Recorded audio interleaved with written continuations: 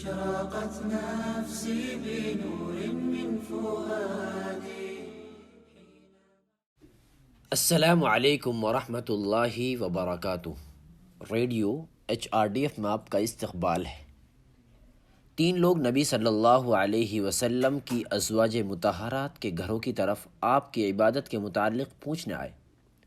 جب انہیں نبی صلی اللہ علیہ وسلم کا عمل بتایا گیا تو شاید انہوں نے اسے کم سمجھا اور کہنے لگے کہ ہمارا نبی کریم صلی اللہ علیہ وسلم سے کیا مقابلہ، آپ کی تو تمام اگلی پچھلی لغزشیں معاف کر دی گئی ہیں۔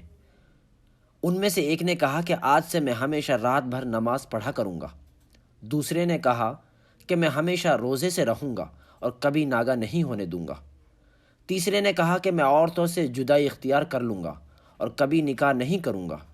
پھر نبی کریم صلی اللہ علیہ وسلم تشریف لائے اور ان سے پوچھا کہ کیا تم نے یہ سب باتیں کہی ہیں؟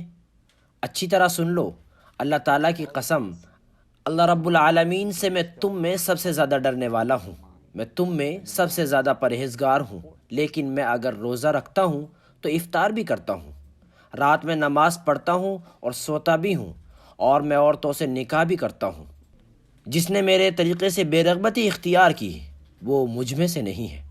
کچھ لوگ خدا کی محبت کے بہانے اپنے جسم کو طرح طرح کی اذیتیں دیتے ہیں، اور کچھ لوگ ذمہ داریوں سے بھاگ کر تنہائی میں عبادت کرنے کو ترجیح دیتے ہیں۔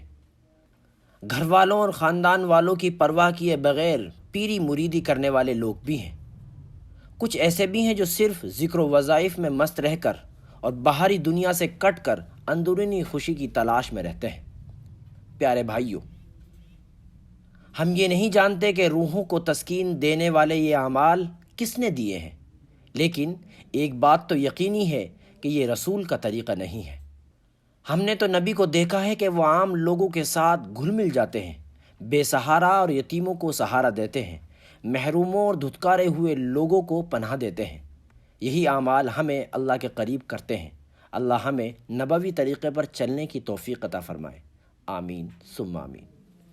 اشرقت نفسی بنور من فؤادی۔